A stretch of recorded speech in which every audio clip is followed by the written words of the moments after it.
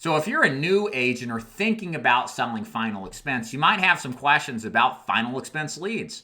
Perhaps you are attracted to selling final expense because you know there are leads that you work instead of cold calling or bothering your family to sell them a policy. But you don't quite know what your options are, what the pros and the drawbacks are of the different types of leads that are out there. And you want a kind of overview about what to expect to inform you in order to make a good decision on leads. If that's the case, you're at the right video. My name is David Duford, owner of the Duford Insurance Group, where I train and recruit insurance agents nationally to sell things like final expense, annuities, and Medicare Advantage. And the purpose of this video is to educate y'all out there who are new to final expense sales and you want to know more about your final expense lead options. So let's get right down to it and define what a final expense lead is. Then I'm going to take you through the most popular ways to generate leads, and then maybe throughout the conversation, throw my opinion out here and there on different aspects of things you should be concerned with. So what exactly is a final expense lead? It is somebody who has risen their hand. Is that how you say it in American English? Raisin makes me get hungry. They have raised their hand and have said that they are interested on some marginal level about buying possibly final expense insurance. Now, I say marginal because a lead is not a close. You still have to know your stuff and do your thing, and you're not probably going to close all of them anyway. But a lead does tend, if it's good quality, tend to qualify a little bit more and get you in front of more interested prospects who more commonly buy without as much work ethic or work effort like you would if you were cold calling and getting rejected a lot and just working hard to find somebody interested to sell to. So that's the basics of how final expense leads work. Now, what we're going to talk about now is the different options you have, because there's a lot of options. Some are better than others. Of the list that's down here, all of these at some point or another, I either currently recommend my agents use, or I used to, but they still maybe are valid, but there's reasons that I'll explain why I maybe don't. But the primary lead that I like starting agents off who are brand new are direct mail leads. Direct mail leads are just like you think. They go to the mailbox of your clients, they read it, and then they reply. The way that they reply to direct mailers, there's a detachable form that's inside or a part of the letter or a part of the envelope, and the client returns it back, writing down their personal information, expressing interest. These are high-quality leads that have a higher level of intent than many other leads because the client at any point could have tossed these leads out just like they've had 1,000 times before. But in this case, they tend to be pretty interested. And they remember the lead a lot better, and they tend to attract the type of person that's a really good final expense prospect anyway. The downsides to the lead is that it takes 3 or 4 weeks to turn around, and you need several $1,000s if you're going to do fresh and exclusive leads. Pro tip for direct mail leads, if you like the idea of these leads, make sure that you use a fixed price lead option if possible. That assures you pay a specific price down to the penny for the lead, as opposed to carrying the risk of a low response rate mailer, which in essence means that you might pay a higher average cost than the fixed price lead.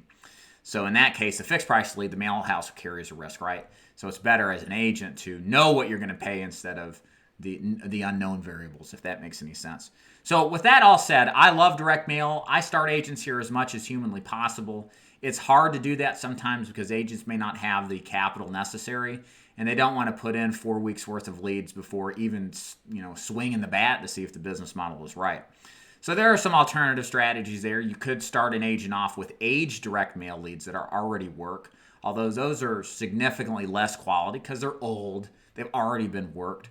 But they're a way to kind of leverage some of the benefits that a fresh and exclusive lead has, but again, not an exact duplicate whatsoever. Fresh and exclusive direct mail leads are the ones to go with if at all possible. Now, our second option here are Facebook leads. These are probably the most popular form of final expense leads these days because they are quick turn, they're relatively inexpensive, and of decent enough quality to make hay with them.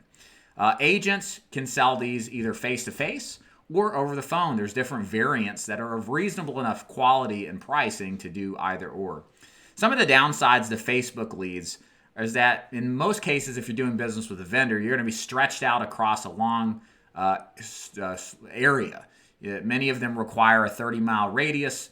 So if you live in a town like Atlanta and you've got to go from Cumming down to McDonough, like that's going through I-75 traffic down Spaghetti Junction. It's not fun. It's a lot of time wasted in traffic. And it's just the nature of how these Facebook leads work. So, yeah, it's just a part of it that you have to do. I mean, what you'll find with leads is that you get what you pay for, largely. And this is one of those ways where the lower cost of the Facebook leads is, while it's tempting, it's going to cost you somewhere else. It's probably going to cost you more drive time, more time between appointments, not run as many. Although we'll say that's not always the case. Last year I ran a bunch of Facebook leads, and I could easily do 30 to 35 in a 4-day work week. But I was working all day. There was a significant amount of drive time, and it was in rural America.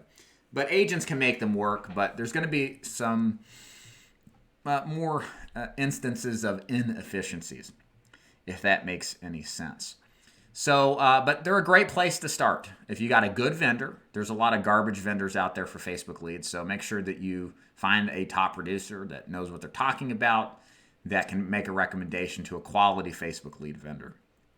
Third on the list here is one I'm not recommending anymore, and that's telemarketing leads.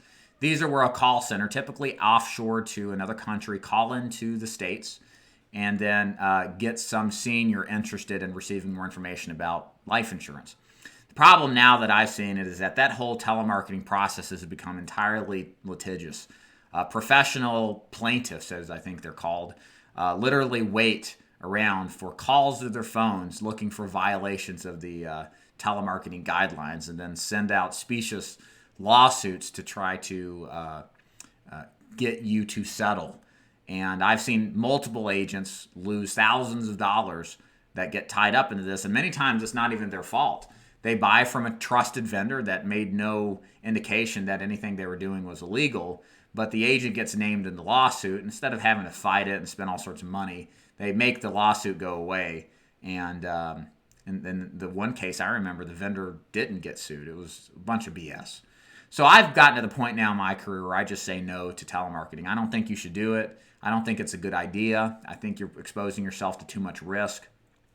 And essentially, telemarketing leads are the same quality, if not slightly worse, than the best Facebook leads. So you don't really need telemarketing leads anymore. And I wouldn't really recommend getting them, even though they're cheap. There's just too much risk.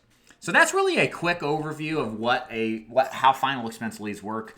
There's a bunch of resources on my YouTube channel if you want to do a more in-depth analysis for both direct mail, Facebook, and telemarketing.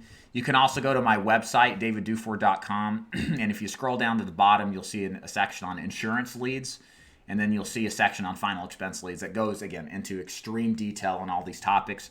I just wanted to make the purpose of this video to really just give you a beginner's guide to what to expect when it comes to final expense leads. There's a lot of options, and there's some good ones, but there are plenty of bad ones. And you want to make sure that you avoid wasting money on bad insurance.